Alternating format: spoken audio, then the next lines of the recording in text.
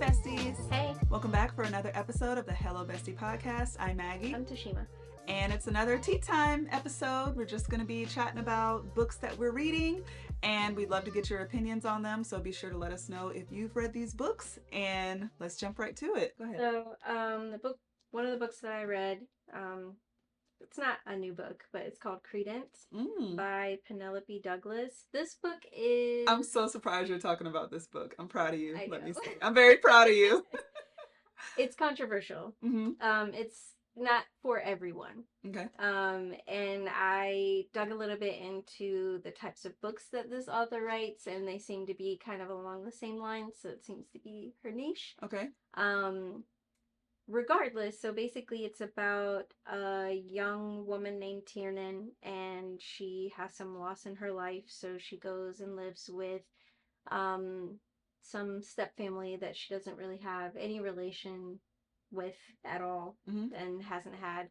And yeah, some things happen while she's visiting them, and I will say, despite this book being very controversial, there is more to it than that. Why is it controversial? So, some things that happen with people that typically are a little taboo. Okay. Or a lot taboo. Okay.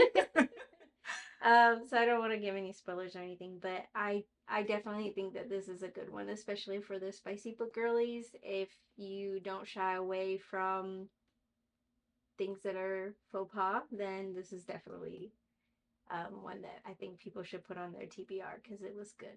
Okay. I really liked it. Okay. I don't know what that says about me. Yeah, your girl doesn't have very many boundaries. Okay. This is a classic book, but I just finished it. It's called Things Fall Apart by Chinua Achebe, and it chronicles the life of Okonkwo, who is a leader in the Igbo tribe, and it's really good in terms of learning about the culture and their customs and how they operate, and that's always just very intriguing to me. So I highly recommend this book for anyone who just wants to learn more about the African culture. The author is Nigerian. I love it because it gives language.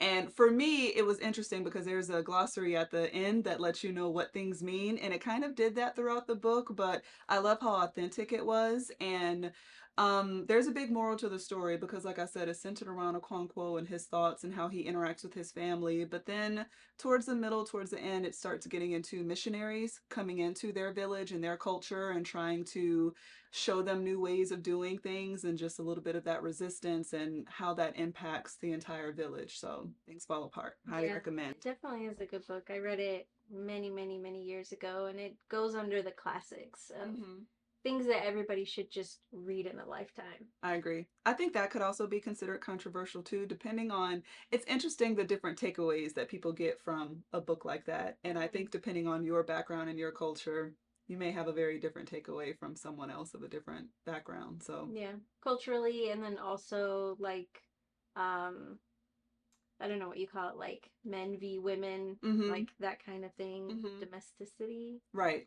I don't know. We'll go with that. I just made that. I know what you mean. All right, so my next book is Quicksilver by CALLIE HART. So this is a fantasy enemies to lovers trope, and it's, I don't know. I guess I don't know. I don't want to say it's like the typical run of the mill within this genre of like there's action, there's fighting, love, loss, all the things. So Sarah's, she's kind of like from the bottom of the barrel, like socioeconomically. And then she ends up crossing paths with Kingfisher, and yeah, they love to hate each other. And I did finish book 1. I'm on book 2 now. I think it's called Brimstone. Okay. Something like that. I'm almost done with that one. I'm about 3/4 of the way through. You like it? It had a slow start for me. It took me longer Right. than I would have expected to get into it, given the genre, but it is really good. Like, once I'm hooked, now I am locked in at this Same. point. Yeah. Yeah, like I really like it and I like where it's going. I feel like if you're looking for something that's just like spicy from the moment you start turning pages, like you're not getting that. It Right. is like I don't know, it's a book. Mm-hmm. You know, everything doesn't have to be about that. Right. I mean, it does, but it doesn't. Let me be real. Um, but since I am in book two, I definitely like the twist that happened at the end of this book and the beginning of the next. It's very quite interesting. Okay. I think Haven't gotten there you're yet. in for a like, huh, Okay. okay. So yeah, I'm looking forward to seeing where this goes. But I definitely think this should be on everybody's TBR in terms of fantasy. If you like the enemies to lovers trope, that might be enemies again. No, I love her story because when you say poor, poor, Or as in we are rationing water, yeah, we are siphoning water, yeah, we are like doing ounces everything a we can to day survive. Right. because the world basically wants you to die. Right. So And her yeah, mother's backstory and all of that. It's good. yeah, Yeah. agreed. All right, girl. You know I love me some Kristin Hannah. When I Yes. tell you she does not miss, this is the Four Winds. So this follows Elsa, and it's centered in the 1930s, and it's basically during the Great Depression and the Dust Bowl of the Texas Panhandle. So Elsa is described as not a very attractive woman, but someone who just wants good things for herself.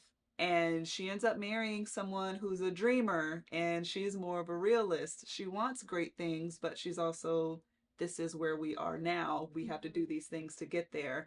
They end up having children, and it's just a whole family dynamic. And when they start going through the drought and everything, there's this decision that has to be made. Do we stay here? Do we wait for the rain? Do we try to stand by our farm, or do we migrate to California like everyone else is doing? And there's hardships and personal struggles and family issues and all of the things. And it's kind of the story of the human spirit and how she is kind of portrayed as a Passover, a weak woman, and then her transition into just this woman of strength and just totally being the backbone and the support of her family. And I cried, I laughed, all the things that Kristin Hannah does so well. You got to be in the mood though. Okay. If you read anything Kristin Hannah, just prepare to be sad, prepare to be touched, and all of the things. But I highly, highly recommend The Four Winds. That seems to be a common theme with her as well. Um, Having these women who really aren't viewed as being strong, Mm-hmm. coming out being no, strength comes in many shapes and sizes, and it looks different for everyone. It just really depends on life, Yeah, on how that is brought out of you. she's very That big it on isn't like resilience. all the women that I mean, I think what two books, one book. I don't remember what I read of hers. I think one. The Women was the other one that you read too. Yeah. Mm-hmm. Um, but yeah, author of The Nightingale too. So highly recommend The Nightingale if you've never read that. But historical fiction is her jam. Um, and she's the one who opened my eyes to how great historical fiction stories can be, and just getting a firsthand account, even though it's fictional, makes you want to know more about that actual event in history and go back and research. And you can tell that she did her work with it. Yeah. And Seems to be fairly accurate in terms of like timelines and locations and things like that. yeah, you can't just write a historical fiction book. You need to actually base it off of Right. actual, non-fictional events. But yeah, I highly recommend all the feels. So my next book that I have, I don't physically have the book, but it's Okay. called Flock by Kate Stewart. Okay. So it's about this young girl. It's kind of a coming of age story, and it's a why choose trope. So there's like multiple love interests, Okay. and you have some morally gray characters in this town that she goes to, complicated relationship with her parents. Um, and I don't know a whole lot about it other than the things that I have seen because I like to just dive into the Mm-hmm. pool. So I just know enough like about people saying, "Oh, this book is amazing."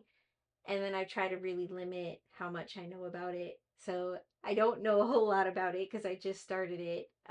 But so far I really like it. Um, So it's YA, it sounds like. no. Oh. This is not a YA book. Oh, okay. Okay, you said coming of age, so I wasn't sure Well, if. she's over 18. Okay, got it. This is not YA. Oh, all right. So get Okay. your YA out of this. Yeah, no, no, no, no. Okay. All right. Flock is Um, not YA. Got no. it. Okay. And it's a part of a Ravenhood series.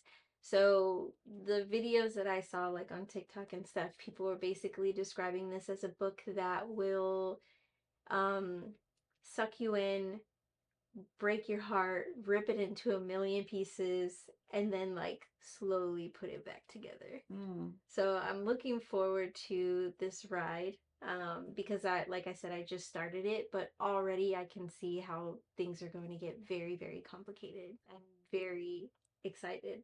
interesting. And I think I did see um, just this morning that this is going to be adapted for film. So what genre does this fall into? Romance?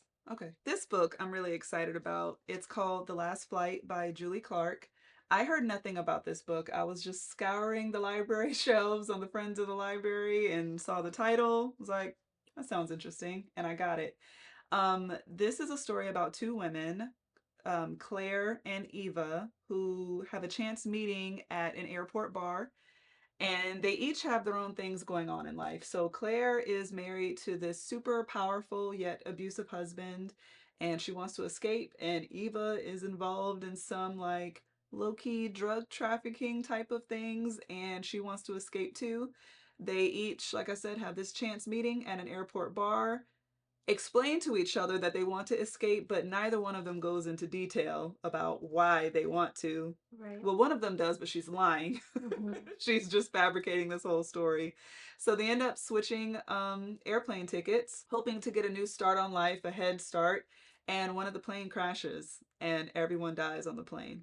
So then it turns into the story following the survivor, now being assumed dead, since she switched her flight ticket, and just jumping into life as this other person that she switched with, and just learning the ins and outs and the secrets and the lies and all of that. So it's a really good thriller suspense style.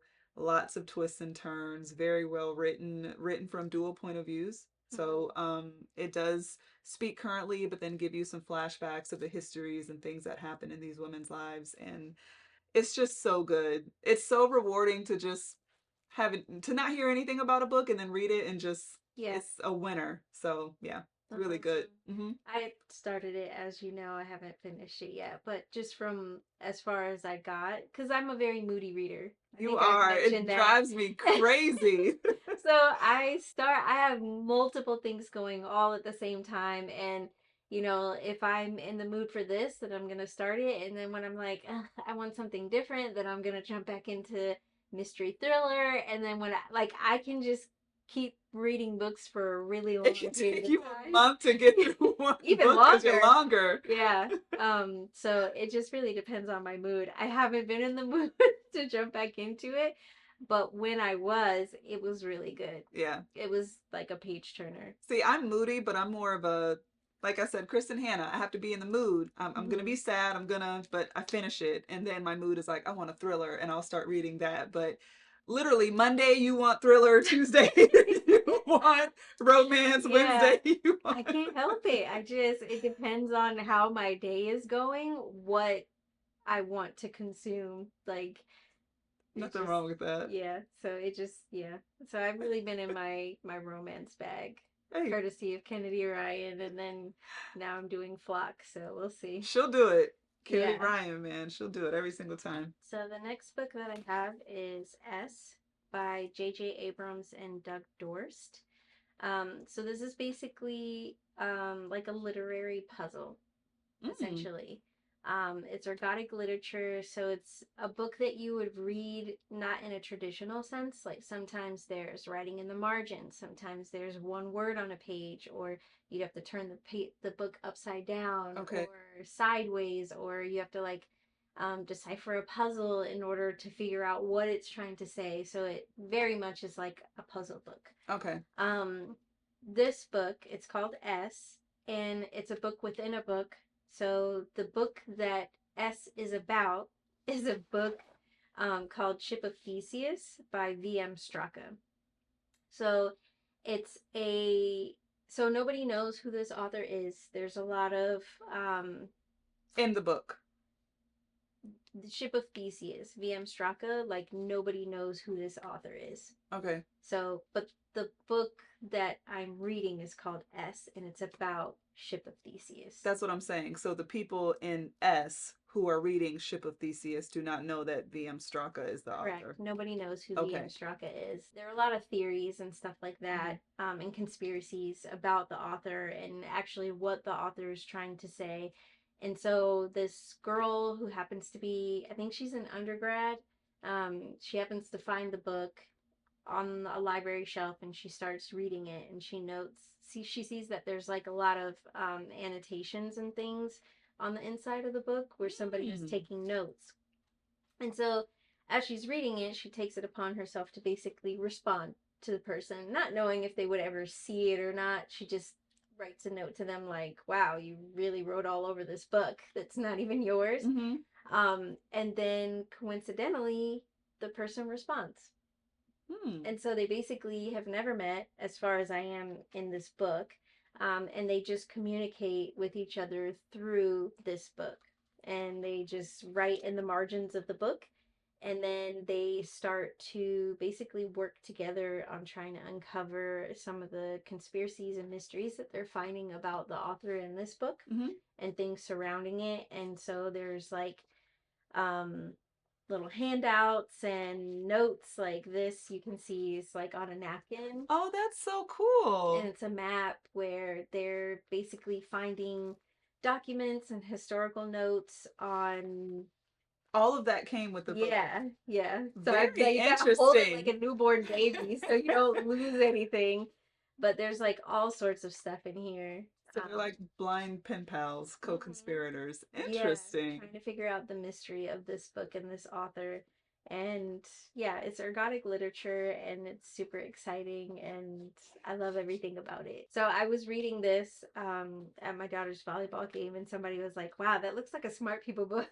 And I was like, not really. It just takes time. Like, it's not like you're just turning the pages. Like this is It's more not an of an audio book by experience. any means. No, Right. absolutely not. Like this is an experience. This is a journey. You are a part of this, and it's super exciting. And the thing with this book in particular, there's also many ways to read it. Like some people have gone through and just read Ship of Theseus, and then they've gone back and read like the annotations by her, by him, or how it like there really is no right or wrong way. I could see that. So basically, the way that I've decided to read it is page by page, everything on the page. Nice. So yeah, that's so cool. I'm super excited for it. I love that. Yeah, that's awesome. So what do you have for us? That book is enormous. My next one, this is Martha Stewart's Homekeeping Handbook. And the cover is just Martha in all her glory, cleaning a window. Love Martha. Love, love, love Martha. And when I tell you how detailed she is, this is exactly what it says. It's a homekeeping handbook. This is not a, look at the wood grain. This is not a cover to cover read. This is a reference guide of how to take care of your home. And I know that you and I are very similar in keeping up with our homes and loving to clean and do things. It's a great reference for people who don't know how to do these things. And then also for people who fancy themselves to be very knowledgeable about all of these things. So she goes room by room, things that you need to do on a daily basis, things you need to do on a weekly basis, and on a monthly, quarterly basis too. So this is more detailed than the calendar one that she has. Oh, her organizing book, which I will talk about inevitably on one of our episodes, because yeah, it's extremely detailed. So the kitchen, she goes into food storage, how to do your pantry, how to take care of small appliances, dishwashers, if you have a fireplace, how to do that, how to do basements, utility, like everything that you can think of. There's a chapter in here for home decor, how to get wax out of the bottom of candles, how to, it is just, thank you, Like an Martha. encyclopedia for It homekeeping. is. It is. It has pictures, and Martha is known for giving just very no nonsense, direct and straight to the point. And just the amount of effort that is put into describing all of these different things. I love it. I love it for the pictures. And I haven't gone through the whole book yet at all, but um, it's an awesome thing to have on one's bookshelf in terms of just keeping up with your home. And Yeah, I need to get that. it's awesome. She goes into different finishes for different appliances and how to clean different countertops and all of it. Just everything you can think of is in this book and it is Awesome. heavy. Yeah, it's so good. Yeah, I need to get that. Mhm. That looks amazing. Yep. Awesome. Yeah. All right, besties. Well, let us know what you're currently reading. Let us know if you have some book recommendations for us. We would love to hear it. Always in the market. Mhm. Especially for those of us who are very moody readers. Like, we're always open to starting new things at any point in time. So let us know down below, and we will see you in the next episode. Bye. Bye.